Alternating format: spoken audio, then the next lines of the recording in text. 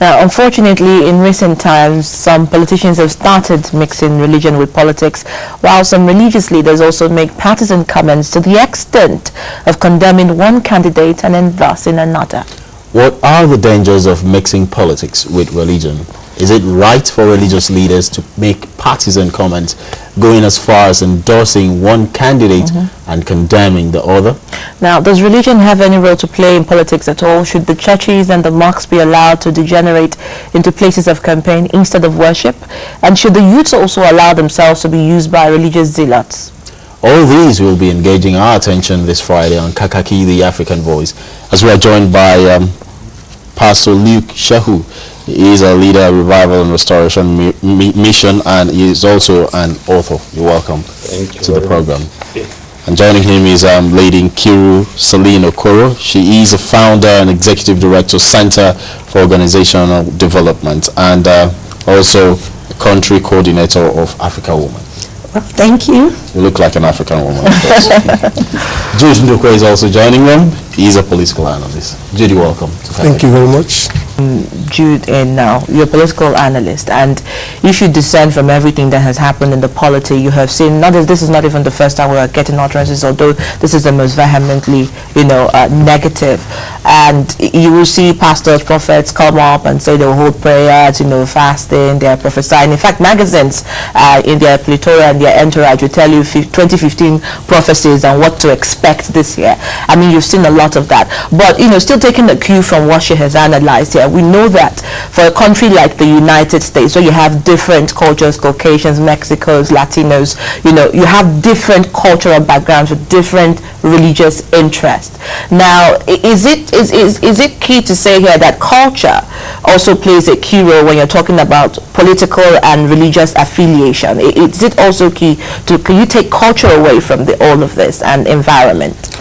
Well, thank you very much. There is no factor you can actually take away from politics. It's one Bill O. Kefi of the Catholic Relief Services that once said, there is nothing like not being involved in politics, because even not being involved in politics is also a political act. So there is actually no area of interest in any nation's life that you can actually divorce completely from politics, whether be it culture, be it religion, whatever it is. Because the truth of the matter, like she was is that the religious leaders are also citizens of the country, and the regulation or otherwise of these religious organizations are political.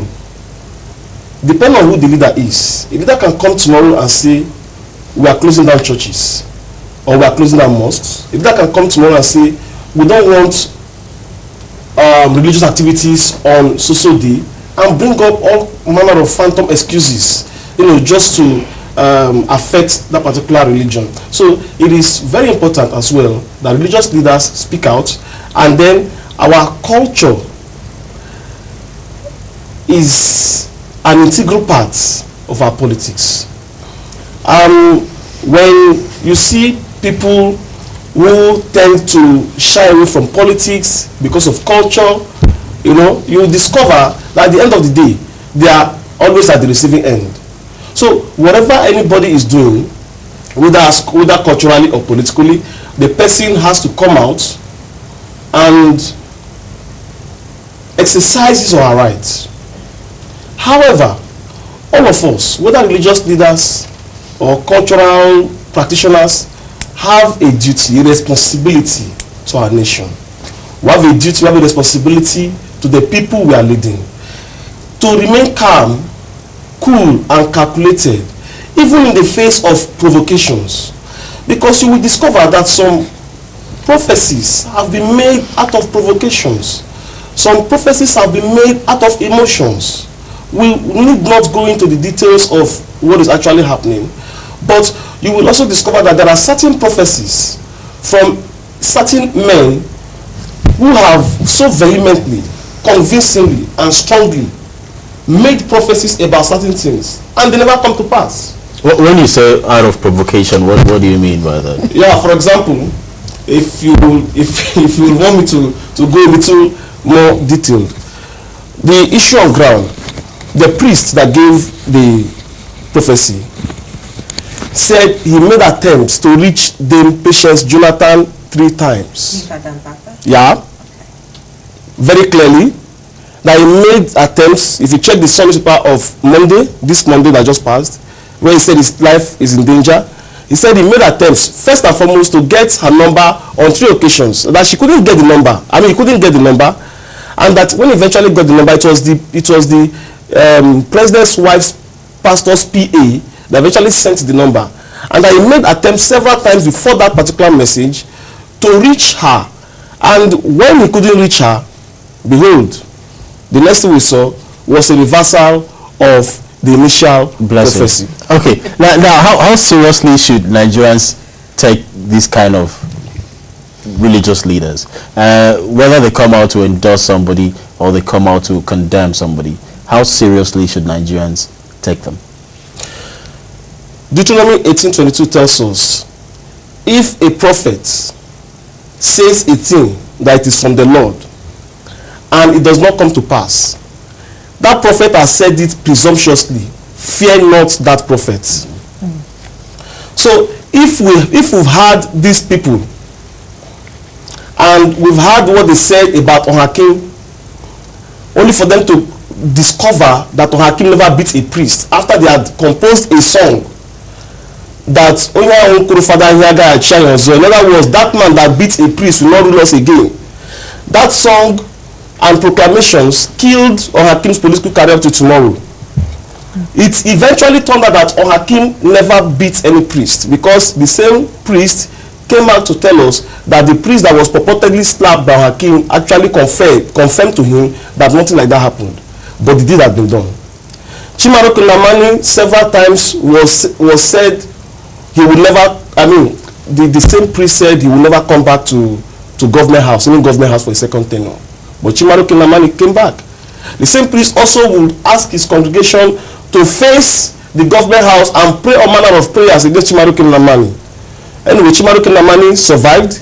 He came out of the government house, finished his tenure, hale, hearty, and safe. So then the question is, maybe I should leave it open to the viewers. Do we take such people seriously? I know the priest in question. He is a powerful priest, no doubt about that. He is somebody that God uses, no doubt about that. But the Bible also tells us that we should subject all spirits to the test. Jude, how do we stop religious, politically motivated religious leaders from creating the kind of confusion we seem to be seeing now in this election period? Well, unless for any religious leader who is not human, with what is happening right now, I think those involved should be living in regrets of their past pronouncements and activities because of the kind of confusion it has engendered. And I don't think any prophecy has caused any disaffection as it has caused now in the history of this country. You know, so that means there is something to it. You know, there is something to it. So I think religious leaders should take their stock with some high level of responsibility. You know, some bishops of the Catholic Church, to which the priest in question belongs to, have come out to say, look, this man can't speak for the church. Yeah. He can't speak for the church. I mean, nobody speaks for the church unless the person is authorized. The only people in Nigeria, as far as the church he belongs to, authorized to speak for the church are the Catholic members of the Catholic Bishops' Conference of Nigeria, and they know how they go about their businesses. They don't just do things the way some of their people are doing it. You know, religion is very powerful and it's very key, but we need to practice with some level of responsibility. It's also an archbishop in the Philippines that also helped in bringing down a tyrannical government in the history of that country at a point. The archbishop had to, congregate people at government house, the gate of government house for days. They celebrated masses there, for days until, the president had no choice, but to leave. That is how powerful religion can be. Then we are seeing is so powerful, yet let it be used responsibly. And you can also hear when Desmond Tutu said in the quote that hate has no place in the house of God. And you know, religious leaders shouldn't use hate speeches to incite the youths, because this is where the problem lies. The youth exactly. who gets the backbone of it and goes to the street, not the men of God. And you know, it's just like what is said in Habakkuk, where the division clearly, let those who see it. Jude, also a religious analyst. Pastor Luke Shehu for being on the show, and Lady Nkiru Okoro, an author and founder, executive director, Center for Organization Development, and Jude Ndukwe, political religious analyst. Thank you so much for joining us. It's been an interesting discussion. We'll be joining Village Studio, the Seal Talking Politics ahead of the 2015 elections.